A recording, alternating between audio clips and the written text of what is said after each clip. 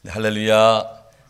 감사합니다. 오늘은 추수감사주일 오후에 특별 우리 특강으로 오늘 오후 예배는 드리도록 합니다. 오늘 이 특강 주제는 중세 흑사병에 비춰본 코로나19라는 주제인데요. 오늘 이 특강 세미나를 위해서 우리 신경선 집사님 기도하시겠습니다.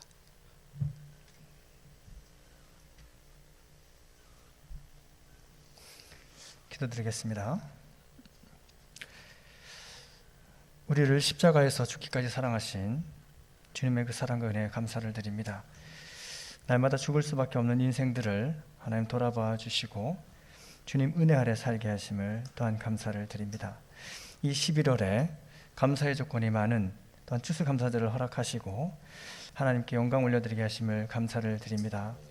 오후 예배에 하나님 특강을 통하여 하나님께 또한 영광 올려드리며 이 예배가 하나님 기쁨되는 예배가 되기를 원합니다.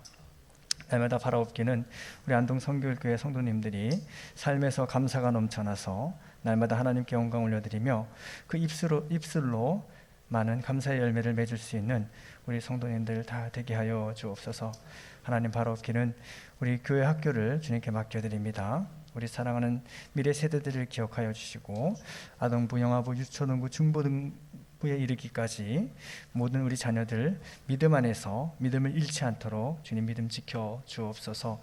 그리고 날마다 수고하고 헌신하시는 우리 교사 선생님들과 교회 모든 부서의 직분자들에게 하나님 능력을 더하여 주셔서 날마다 감사함으로 순종함으로 충성함으로 하나님께 영광 올려드리는 귀하고 복된 우리 모든 선생님들과 직분자들 되게 하여 주옵소서.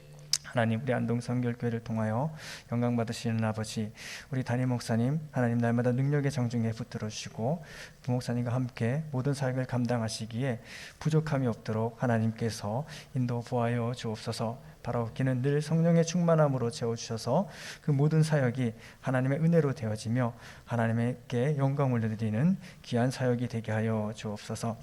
하나님 2020년도 이제 하반기 11월 총회 모든 기관들 하나님께서 함께 하셔서 하나님 은혜 가운데 새로운 또한 일꾼들이 세워지게 하시고 하나님께서 2021년도를 잘 준비하는 우리 안동 성결교회가 되게 하여 주옵소서. 이 나라와 이 민족이 하나님 앞에 온전히 바로 서길 원합니다. 먼저는 교회가 바로 서게 하시고 교회를 통하여 하나님께서 이 땅에 하나님의 뜻을 이루시며 이 땅에 하나님의 나라가 더욱더 온전히 이루어질 수 있도록 하나님 교회가 회개하며 자복하게 하시고 이 신종 코로나 바이러스로 인하여서 아버지 모이기를 피하는 것이 아니라 더욱더 모이기 힘쓰게 하시고 예배에 힘쓰게 하시고 하나님께 찬양으로 영광 올려드리는 이 땅의 교회들이 되게 하여 주옵소서. 나라와 민족을 주님께 맡겨드립니다. 정치, 경제, 교육, 문화, 사회 전반에 하나님의 말씀이 온전히 이루어지게 하시고 말씀 안에서 위정자들이 세워지게 하셔서 하나님을 두려워하며 정직하며 깨끗한 일꾼들이 세워지게 하셔서 이 나라가 하나님께 쓰임받을 수 있는 귀하고 복된 나라가 될 수 있도록 하나님 함께하여 주옵소서. 주님께 모든 걸 맡겨드립니다. 모든 걸 감사드립니다. 예배 시작과 끝까지 하나님 홀로 영광 받아 주옵소서. 모든 것 감사드리며 거룩하신 예수 그리스도 이름으로 기도드립니다. 아멘.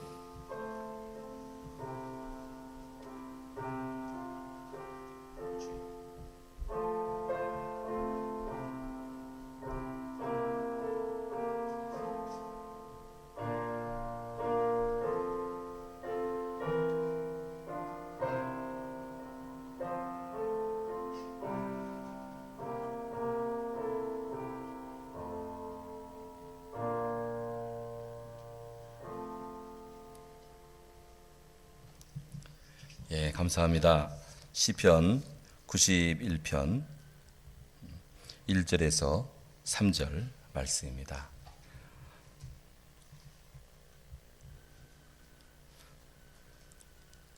우리 같이 읽도록 합니다.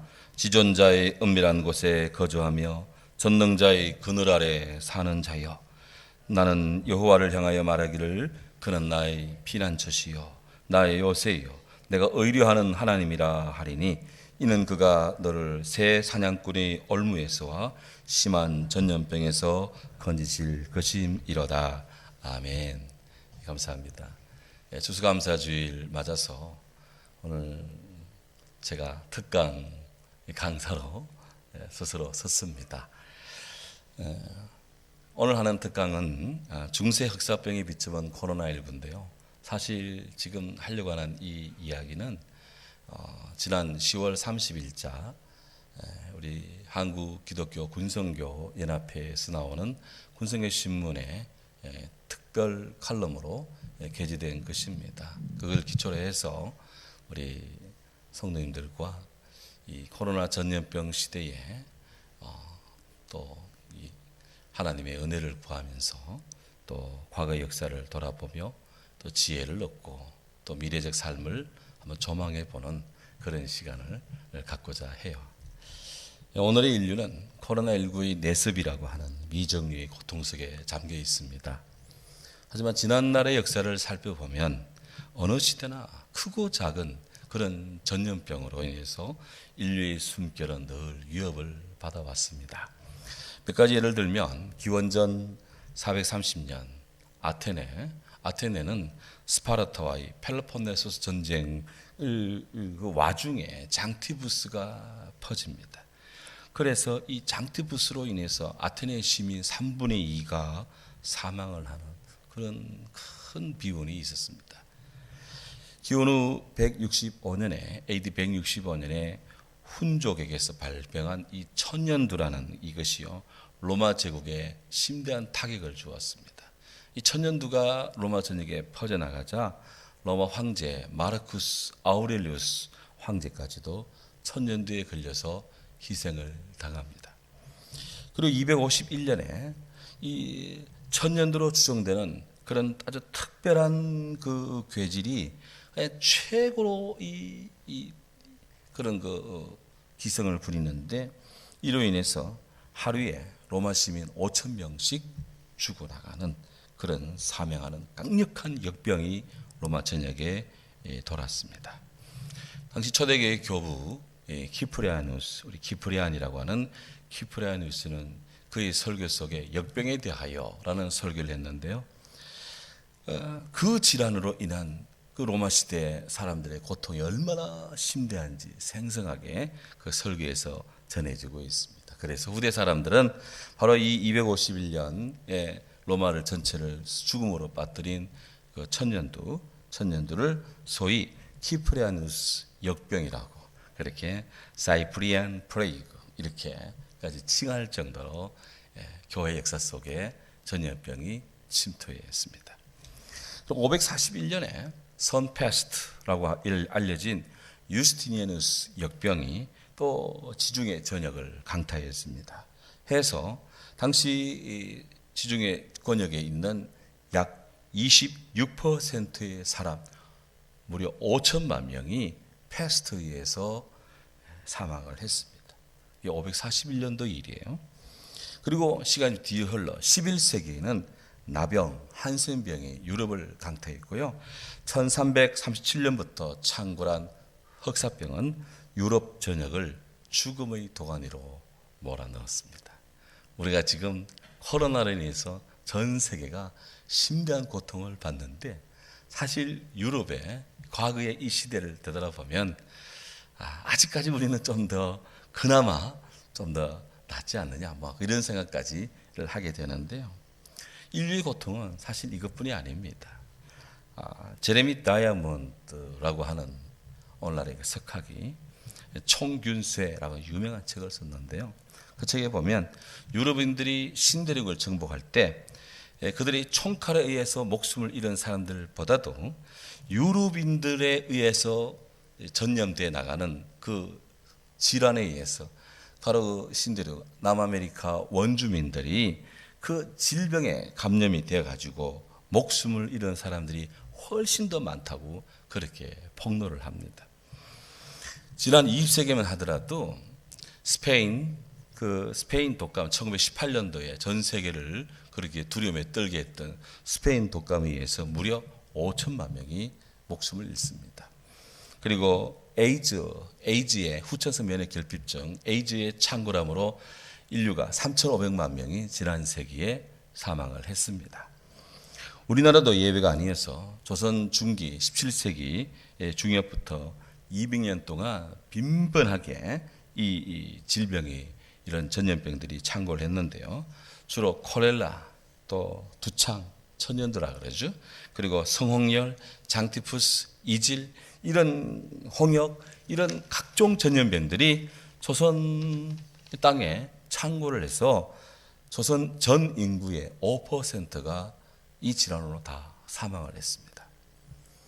21세기 현세의 인류 또한 오늘 이 시대 2003년도에는 사스가, 2015년도에는 메르스가, 올해는 중국발 신종 코로나19 이 바이러스가 창궐해서 쉬지 않고, 정말 쉬지 않고 이런 각종 전염병들이 인류를 위협하고 저와 여러분들의 그런 그 일상을 지금 위협하고 있습니다. 이런 팬데믹이라고 하는 이런 대전염병 유형은 사망의 음침한 골짜기, 그곳에 참으로 여전히 우리들의 삶에 이 골짜기에 여전히 우리 앞에 놓여 있어서 인류 최대의 난적이고 또 극복해야 될 과제다 하는 것이죠. 혹자는 이 코로나19를 21세기 흑사병에 견주기도 하는데요. 그만큼 중세 흑사병이 인류의 영혼에 새겨졌기 때문이라고도 볼 수 있겠습니다.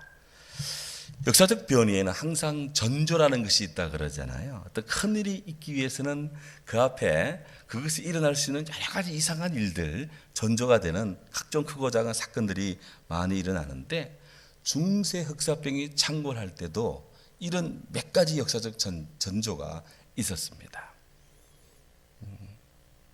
먼저 두세기 동안에 1095년부터 1291년 이 두세기 약 200년 동안에 진행된 십자군 전쟁에 의해서 각 민족들이 참으로 많은 이동을 하고 해서 각각의 민족 언어권을 형성하게 됩니다. 이렇게 소위 국가주의라는 것이, 내셔널리즘이라는 국가주의라는 것이 유럽 세계에서 발흥을 합니다.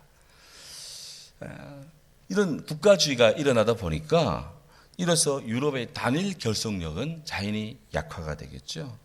그리고 소위 중세를 지배하던 교권, 교황청의 그런 권위와 권력이 서서히 그렇게 하락하기를 시작을 합니다. 하지만 불행하게도 로마 카톨릭은 이런 변화를 감지하지를 못합니다. 계속적으로 그들의 교권을 행사하기에 여념이 없었습니다. 이렇게 해서 로마 카톨릭은 여전히 고풍스러운 그런 그 탐욕 그리고 권력 이런 것들을 지향하는 정치적인 그런 내분이 막 그 로마 카톨릭 교회 안에서 막 일어나기 시작을 하거든요. 그래서 소위 아비뇽 교황청의 아비뇽 뉴스라고 해서 교황이 로마 교황청에 또 프랑스 아비뇽의 교황청에 교황이 2명이나 생기는 그런 일이 있습니다.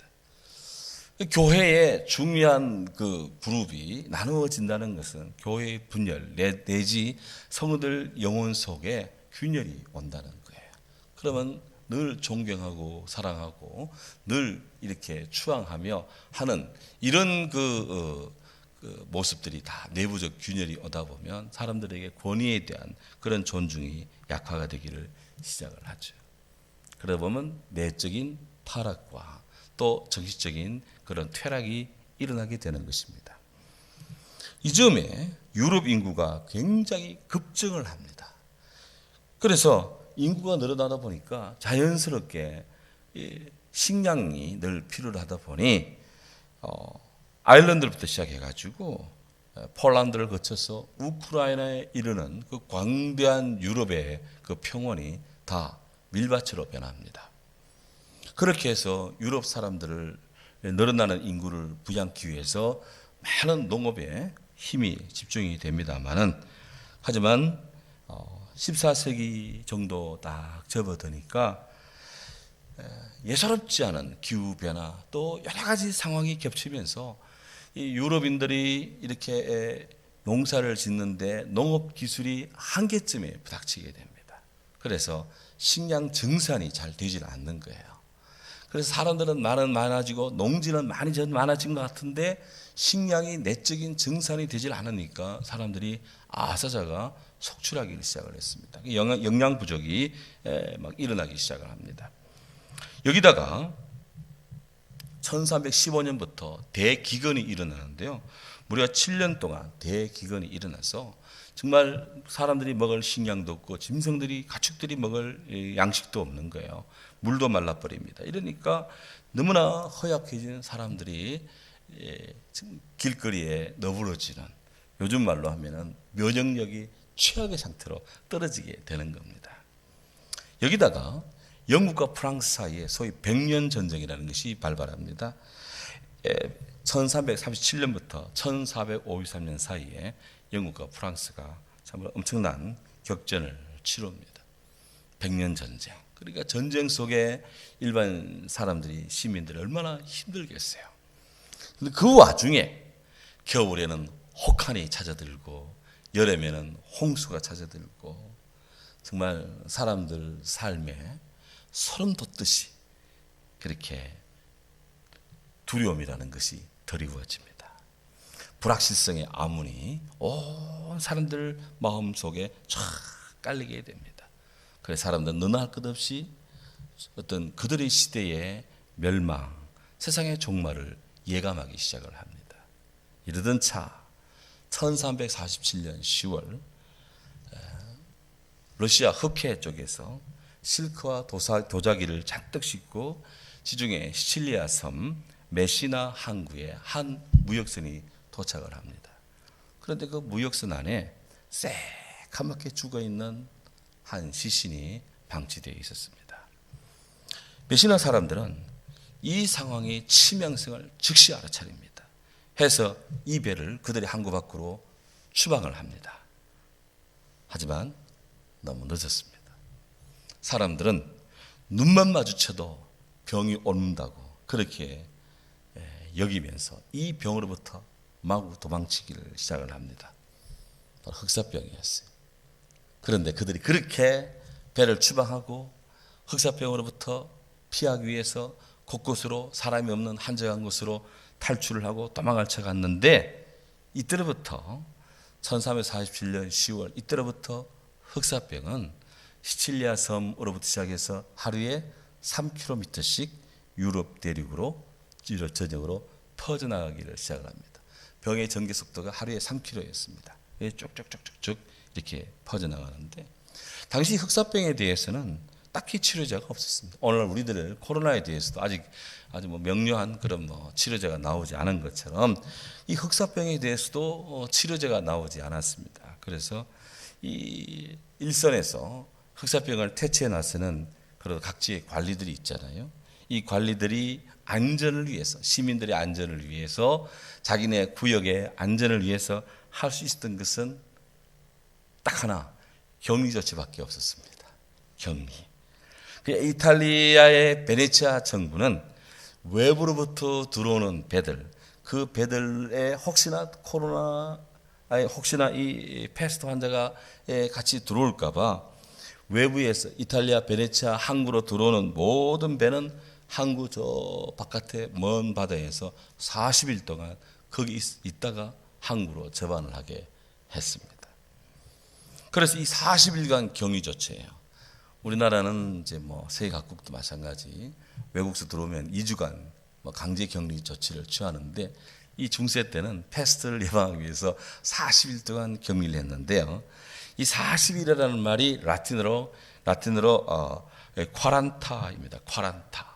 이 쿼란타 40일간의 격리, 여기에서 오늘날의 우리가 격리라고 하는 바로 쿼란틴이라는 영어 쿼란틴이라는 말이 쿼란타에서 나왔습니다. 40일간 격리에서 바로 오늘날 격리 방역 할 때 쿼란틴 그러는데 이렇게 격리 조치를 이제 시도했고요. 그리고 그래도 환자가 발생하잖아요. 생긴 이 환자들에 대해서 당시에 의사들이 정말 투혼을 다해서 헌신적으로 돌봅니다. 당시 중세 의사들이 이렇게 환자를 돌볼 때 그 당시에는 이제 이 중세에는 그 지배적인 의학 그 이론이 갈레노스라는 분의 책 이론이 가장 그 주도적인 그런 치료 이론이었는데요. 이번에 갈렐로스에 따르면 사람의 동맥을 절개해서 몸속에 피를 빼냅니다. 이렇게 해서 이 몸 안에 이 모든 병은 피가 나빠져서 생긴다라고 하는 그런 생각 속에서 동맥을 빼서 물을 피를 쫙 빼내고 그렇게 해서 이제 사람의 소위 말하는 피가리를 하는 겁니다. 이게 소위 방혈법이라는 겁니다.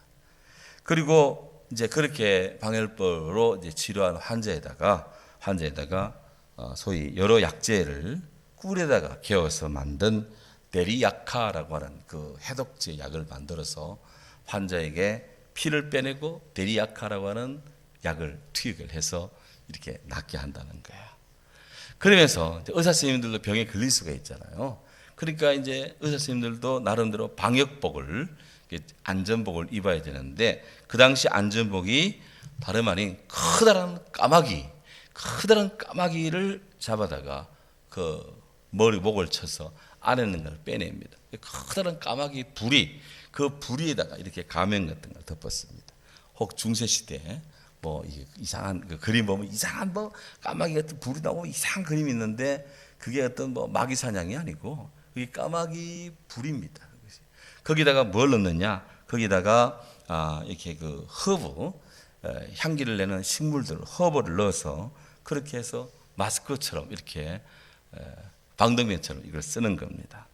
의사 선생님들은 당 중세 의사들은 허브의 향이 이 흑사병에 감염되는 것을 막아준다고 여겼기 때문에 그런 복장을 하고 환자들의 피를 뽑아내고 데리야카라는 약을 투여하고 그런 식으로 환자를 치료했습니다. 그러고 보면 참 요즘 시대나 과거에나 의사 선생님들 환자를 돌보는 우리 의사 선생님들의 헌신은 정말 우리가 인정하고 정말 감사해야 될 거예요. 예. 그러니 이 당시에는 환자도 많이 사망을 했겠지만 소위 의사라고 하는 분들도 많이 숨졌겠죠. 그렇게 지근거리에서 그런 처치를 해야 되니까 말이죠. 그래서 이 당시에 얼마나 많은 사람들이 참 희생되었는지 참 이루 말할 수가 없습니다. 이 흑사병이 이태리의 피렌체라는 곳을 휩쓸고 지나갈 때 피난을 여러 사람들이 갔는데 어느 한 성당의 지하실에 10명의 사람들이 피난을 왔어요. 그게 남녀가 섞여서 10명이 왔는데 이 남녀 10명이 10일 동안 그 안전가옥 지하실에서 안전가옥이 10사람이 10가지 이야기씩을 풀어놓습니다. 요거를 모아가지고 보카치오라는 사람이 소위 데카메론이라는 그 책을 저술했는데요. 그 안에 그들이 이 10일 동안 모여서 뭘 하겠습니까? 그러니 앉아서 서로 얘기를 하며 당신은 하면서 서로의 경우를 이야기하는데 제가 보카치오 아주 오래전에 읽어보면 그 안에 중세 교회 안에서 일어나는 갖가지 이상한 이야기들, 온갖 스캔들들, 온갖 잡다한 이야기들이 보카치오 데카메론에 다 실려 있어요. 중세시대 교회의 실상, 교회의 타락을 알고자 한다면 데카메론을 읽어야 됩니다. 그 보카치오 그런 얘기를 쭉 들으면서 그 이야기를 책으로 냈죠. 근데 그 책의 비침, 그 데카메론에 보면 보카치오에 따르면 흑사병이 딱 유행할 때 사람들의 반응이 굉장히 상반돼요. 어떤 분들은 흑사병을 신의 형벌, 하나님의 형벌로 여겨서 그들은 철저하게 은둔을 합니다. 깊은 산속에 사람이 없는 곳에 그렇게 은둔하면서 병이 지나가기를 기다리는 부류가 있습니다. 또 다른 파는 어차피 죽을 것, 이리 가도 저리 가도 흑사병은 어디에도 온다. 신의 형벌이다. 이렇게 여기서 어차피 죽을 것 하면서 죽을 땐 죽더라도 시큼 먹자. 시큼 먹고 그리고 마음껏 마시고 마음껏 노래하고 그리고 주변을 막 돌아다니고 닥치는 대로 욕망을 채우고 그래서 모든 불안, 의심, 염려, 근심을 잊자 해가지고 그야말로 환락 속으로 그렇게 자기를 몰아넣는 그런 사람들도 있었습니다.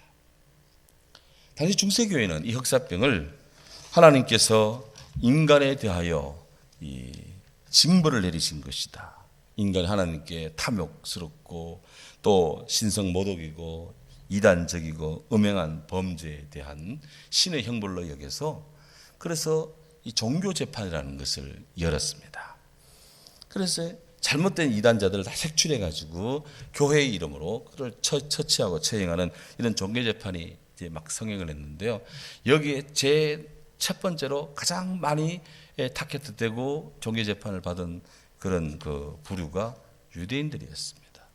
이 패스터 때문에 곳곳에 있는 유대인들이 굉장히 많은 핍박을 유럽 교회로부터 받았습니다.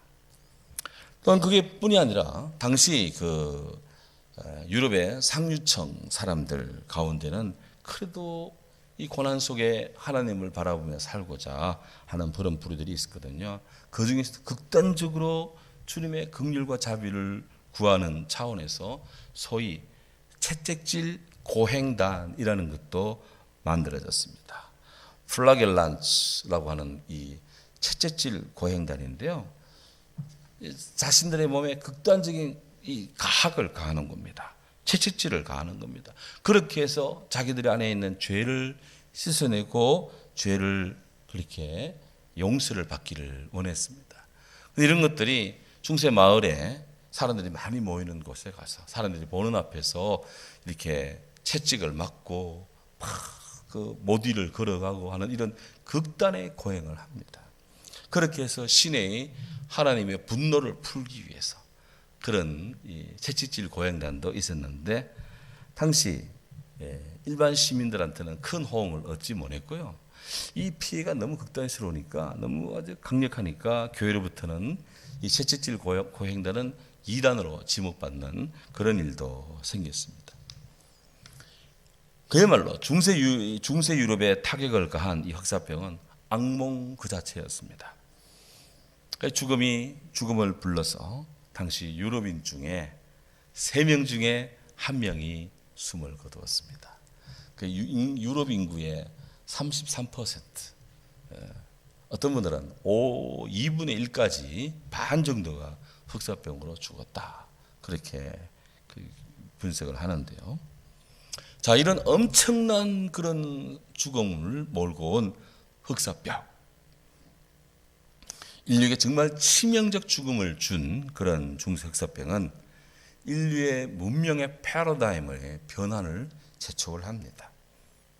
워낙 큰 사건이니까요. 이를 통해서 삶이, 문화가, 문명이 바뀌게 되는데 먼저 흑사병에 의해서 얼마나 많은 사람이 이 죽음을 당했는지 흑사병이 만연하기 이전의 인구가 흑사병 죽음으로 인해서 사람들이 피해를 본 그 다음 그 전의 인구로 다시 복귀가 되고 인구를 회복하는데 무려 200년이 걸렸습니다.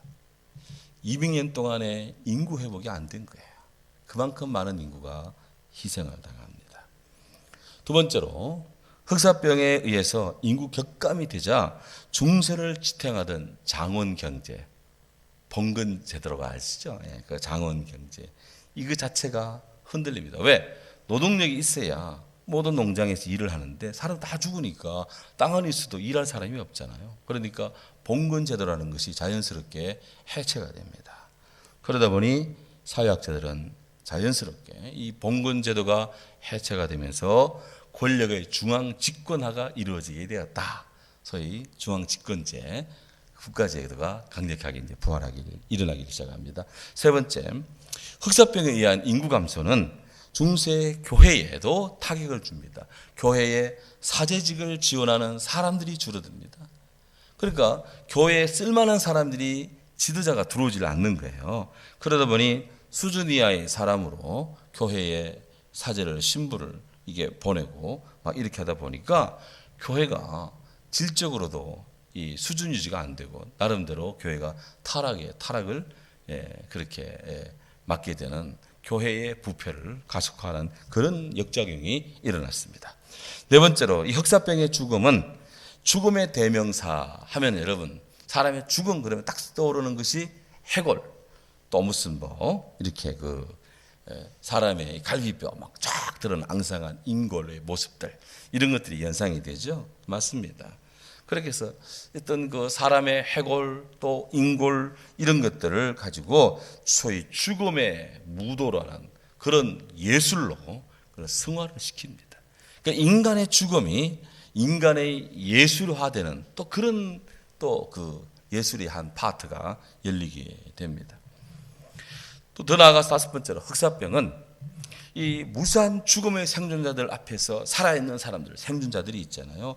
무수한 죽음 속에서 자기가 살아난 그 사람들의 마음 속에 나를 지켜준 것은 교회도, 영주도, 국왕도, 도덕도 아니라 바로 자기 자신이다. 내가 나를 살렸다. 이런 생각들을 하게 만들었어요. 그래서 이런 인식하에 개인주의가 극도로 팽창하기 시작을 했습니다. 이 개인주의의 팽배는 자기 이익의 극대화를 가져오겠고요. 자기 이익의 극대화를 활동화하고 또 이것을 구체화시키는 차원에서 오늘날 자본주의라는 것의 태동이 원인이 배경이 되기도 한다. 그래서 결국 이 패스트에서 사람이 많이 희생되고 살아난 몇 사람들이 되돌아보면 이것은 참 자기의 어떤 생존의 참 그 원천이 어떤 누구에 의해서가 아니라 그 스스로 막 운 좋게 어떻게 해서 살아났는데 그러다 보니 내가 얼마나 소중하냐. 이러다 보니 자기 개인에 대한 집중이 이루어지고 개인의 이익을 극대화하는 차원에서 소위 자본주의라는 것도 그렇게 해서 이제 만들어졌다고 그런 배경이 되는 것이라고 학자들은 평가를 합니다. 여섯 번째로 흑사병은 개인적인 그런 그리고 집단적인 위생이 정말 중요하다는 것을 사람들이 공식적으로 인정하게 됩니다. 그래서 소위 정부 요원 관리들에게 도시 환경 청결에 대한 이런 인식을 갖게 되는 거예요. 중세 때 사실 로마가 이렇게 게르만족에서 침탈을 당하고 그렇게 476년 서로마가 멸망을 하고 나자 어떤 일이 발생했을까요? 게르만족들이요.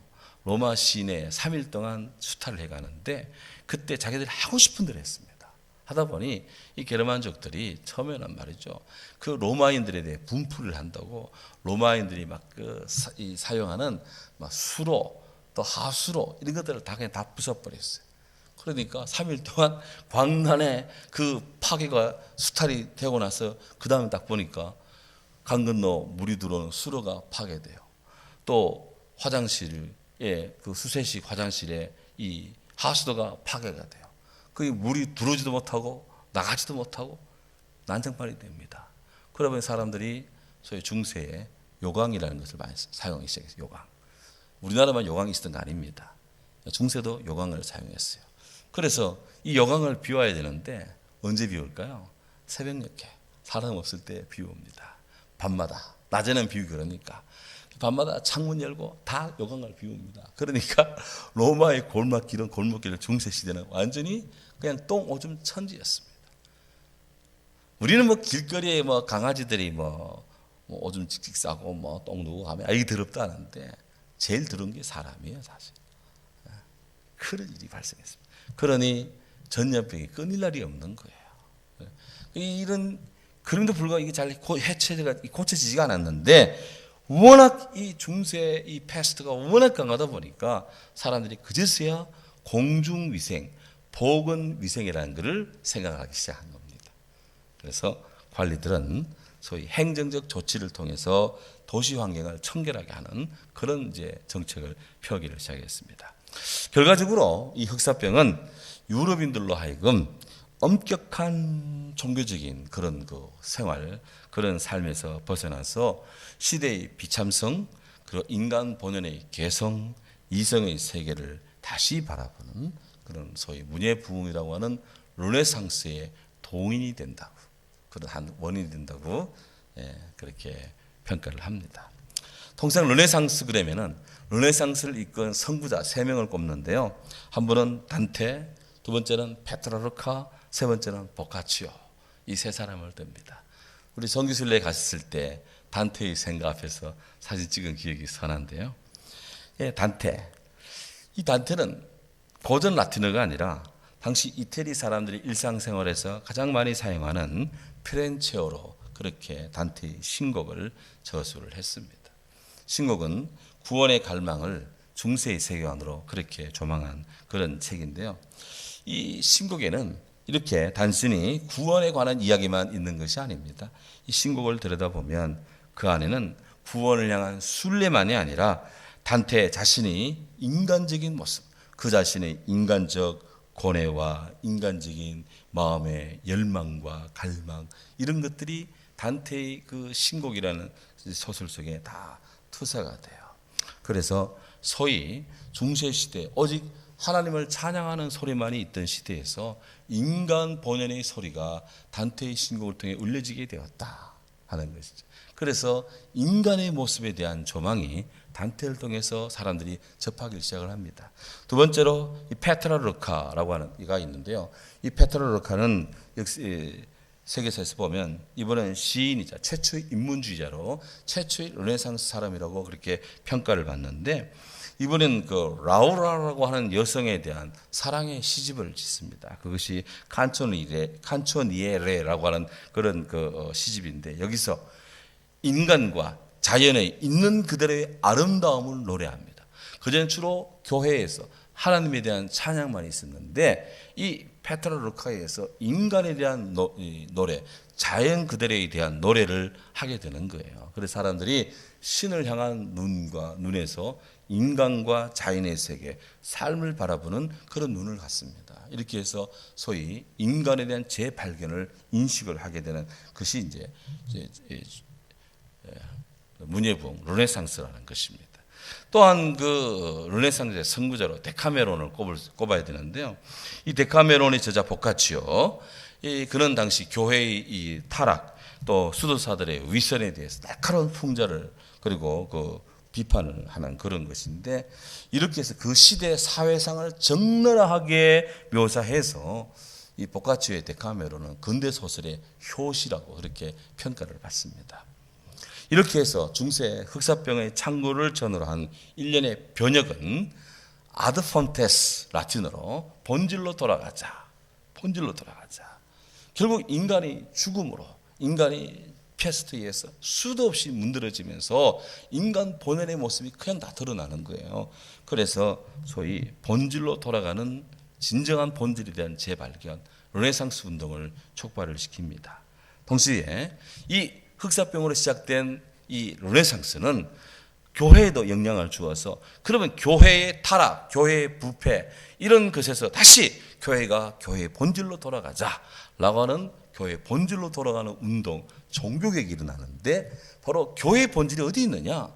교황의 화려한 사제들이 화려한 가운에 있는 것이 아니라 교회의 가장 본질은 성경이신 예수 그리스도 우리 주님께 있다 해서 성경으로 돌아가는 아드 비블리카, 아드란 말은 뭐뭐 투 뭐뭐에게로, 비블리카는 성경이라는 말인데, 바로 back to Bible, 성경으로 돌아가는 이 운동이 일어나는 것입니다. 이렇게 해서 아드 폰테스 르네상스 운동이 아드 비블리카, 바로 성경으로 돌아가는 문명의 축이 바뀌게 되는 것입니다. 이렇게 해서 오늘날의 이 사람들이 바로 이 패스트 르네상스 종교개혁의 이 그런 일련의 사회적 번역을 거쳐서 오늘날로 하여금 중세를 넘어 근대를 바라보는 시각들을 그 옛날 사람들이 갖게 되었고, 오늘날의 인류가 이렇게 넓은 지평과 세계관을 가질 수 있는 동기가 되었습니다. 오늘날 항생제 혜택을 부담 없이 누리는 이 현대인들에게는 이 흑사병은 그리 문제가 되지 않습니다. 요즘에도 가끔씩 몽골에서 중국 이게 울람 중국 저기 우르무치 이런 데서 흑사병이 발병했다라는 소식이 들리지만, 크게 걱정하지 않는 것은 오늘날의 병원에 약국에 있는 항생제를 가지고 다 치료가 돼요. 그러니까 별로 이 흑사병은 오늘날 현대인들에게는 크게 문제가 되지를 않습니다.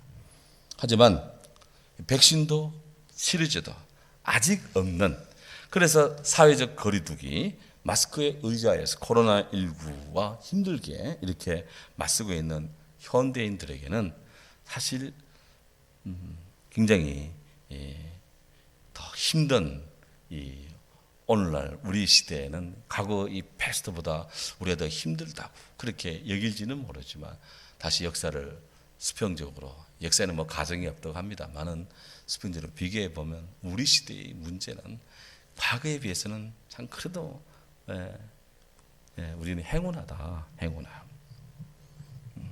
그렇기 때문에 우리는 이 코로나 바이러스 이런 것들이 전 세계 대범람 대유행을 함에 있어서 오늘날 우리 현대인들은 무엇보다도 중세인 과거 시대의 사람들 앞에서 우리는 진지하게 삶의 고통을 성찰하고 그리고 높아진 마음들을 낮추는 물질 문명을 신처럼 섬기는 그런 것들에서 자신의 마음을 낮추는 진지한 성찰이 우리에게는 필요하다 하는 것입니다.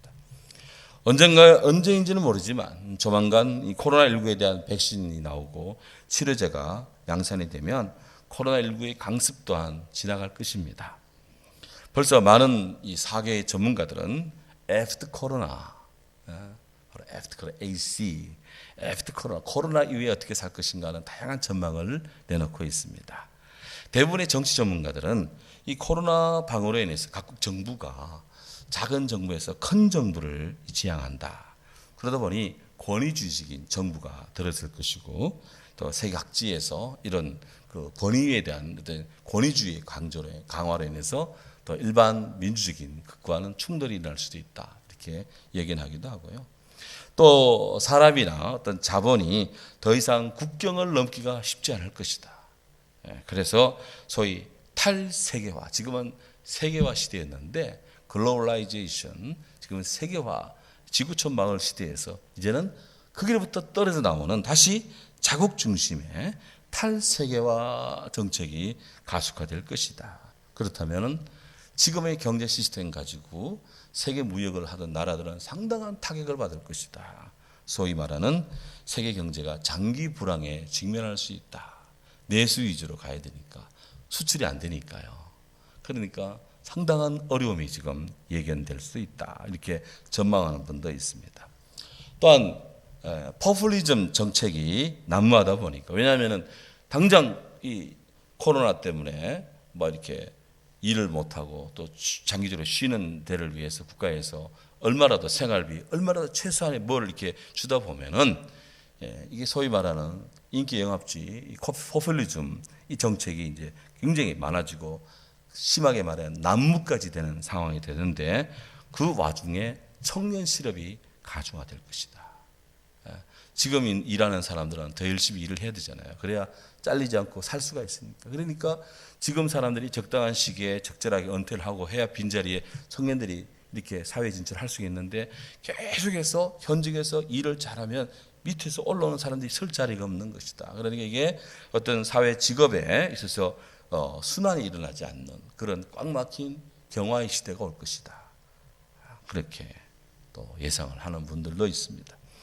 또한 얼굴과 얼굴을 맞대고 반갑게 인사하고 악수하고 하는 이런 시대에서 이제는 적정한 거리를 두고 사회적 거리라는 것을 두고 또 마스크 쓰고 그냥 묵례하고 목례하고 이런 것들이 하나의 뉴노멀이라고 이렇게 자리를 잡고 보편화되는 그런 사회 변혁도 일어날 수 있다. 우리 교회 입장에서 보면은 교회 예배 또한 심각하게 언택트 혹은 인택트의 그런 그 상황을 강요받고 있습니다. 그래서 교회를 사랑하는 목회자, 교회를 사랑하는 또 중직자, 소위 직분자들은 심각하게 교회의 전속, 교회의 예배 유지, 교회의 활동에 대한 심각한 고민을 할 수밖에 없다. 그리고 코로나 때문에 예배도 막 강제로 이렇게 제한을 받는 이런 시대가 온다는 것이죠. 그러다 보니까 참 성도들의 신앙적 관리를 어떻게 할 것인가라고 하는 바로 이런 심각한 문제에 봉착하게 됩니다. 따라서 하나님 나라를 향해서 영적 순례를 해나가는 믿음의 등정을 해나가고 복음 전거의 사명 완수 그리고 신앙의 진전을 위해서 영적인 강화를 해나가야 되는데 교회 지도자들의 고민이 만만치가 않고 일반 평신들의 마음에도 굉장한 부담이 올 것이다. 그렇게 전망이 됩니다. 어떤 시련이든지 그 시련에는 하나님의 뜻이 담겨 있다고 봅니다. 코로나19 창궐이 재앙임에는 틀림이 없습니다. 하지만 코로나19로 인해서 그동안 우리가 현대인들이 그야말로 맹신하여 온 물질 문명의 체계가 얼마나 허황된 것인지 그렇게 우리는 재인식하게 됩니다. 동시에 궁극적 구원이라는 것은 인간을 초월하시는 하나님의 지혜, 인간의 지혜와 지식, 이 모든 것들이 하나님의 은총 아래서 더 유해지고 더 강력해질 수 있다는 것을 다시 깨닫게 됩니다. 지금 생명과학, 의생명과학 많이 발전하지만 아직 코로나19에 대한 아주 좋은 명확한 그런 치료제를 빨리 만들어내질 못하고 있는 거예요. 항상 한계에 부닥치고 있습니다. 그러니 인간의 지성이 아직도 얼마나 미약한지, 또 연구할 분야가 얼마나 많은지 다시 깨닫게 합니다. 나아가 지금 우리 곁에, 지금 나와 함께 지금 더불어 있는 나의 가족들, 나의 친구, 우리의 동료, 우리의 믿음의 교우가 얼마나 소중한지, 내가 알고 있는 인적 네트워크 함께하는 친구들이 얼마나 귀한지, 이를 새삼실감케 하는 것이 코로나19의 이던 그 여파다 하는 것입니다. 나아가 바로 여기에 인생의 호흡을 주관하시는 이는 우리 하나님이시다 라고 하는 이 사실을 고백하게 된다면 우리 시대의 코로나19 또한 인류 역사의 발전에 기폭제가 되는 또 하나의 역설에 직면하게 될 것입니다. 이 땅의 인류는 다 이런 무시무시한 고난의 여파를 겪으면서 역사는 발전해 왔습니다. 여기서 하나님이, 하나님 되심이 그를 통해 드러납니다. 오늘 2020년 추수감사주일에 우리의 모든 삶을 축복하신 하나님께 감사하면서 지금의 이 직면한 코로나19 이 엄청난 이 사태가 우리 나라뿐 아니라 전 세계인들에게 빠르게 이 치료제 또 백신이 보급되어서 난제를 극복하고 인류가 더 발전하며 무엇보다도 하나님을 예배하며 영화롭게 주님을 증거하고 복음을 전하는 그런 아름다운 자유왕래가 속히 이루어지는 그런 나라의 오기를 믿으면서 오늘 하나님의 은총을 구합니다. 감사합니다. 기도하시죠. 주님 감사합니다. 오늘 중세 흑사병에 비추어서 오늘의 코로나19 우리의 시대를 살펴봅니다. 주님, 우리 홀로 두지 마시고 삶에 필요로 한 여러 지혜와 지식과 명철과 통찰력을 더해 주시며 무엇보다도 하나님 앞에 우리 인생의 무력함과 무력감을 이 시간 고백하오니 주여 우리를 구원해 주시고 하나님의 뜻대로 우리를 사랑하시되 속히 이 엄청난 코로나19의 이 범람에서 인류를 건지시고 사랑할 수 있는 하나님의 자비의 은혜를 베풀어 주옵소서. 백신도 치료제도 빠르게 만들어지게 하시고 전 인류가 코로나 이 여로 인해서 참으로 온전한 생활이 그리워지고 모든 것이 닫혀지는 단절의 이 아픔을 극복하여 하나님께 영광 돌리며 복된 삶 되기를 원합니다. 중세시대 흑사병 만년을 우리가 아오니 주의 여기에 비춘 오늘 현대인들이 겸손하며 더욱더 주님 앞에서 성숙된 인격으로 저들이 자리하게 하옵시고 교회와 성도들 저마다의 자리와 역임과 사명을 잘 감당함으로 인정받고 사랑받고 칭찬받고 미래가 있는 복된 인생들 되게 하시며 주님 오시는 그날 하나님 나라에서 아픔도 눈물도 슬픔도 고통도 없는 주님의 복락 안에 저들이 다 거할 수 있도록 축복해 주세요. 믿사옵고 이 한 주간도 승리로운 삶 되기를 믿습니다. 예수님 이름으로 기도하옵나이다. 아멘. 지금은 주 예수 그리스도의 은혜와 하나님의 사랑과 성령의 은혜가 중세 패스트를 넘어 코로나19의 여파 속에서도 다시 일어나 빛을 발하며 하나님의 구원을 얻으며 주께 영광 돌리기 원하는 사랑하는 모든 교우들 심령 그리고 이 땅 온 백성들 삶 속에 우리나라 위에 늘 함께 하시기를 축원하옵나이다. 아멘.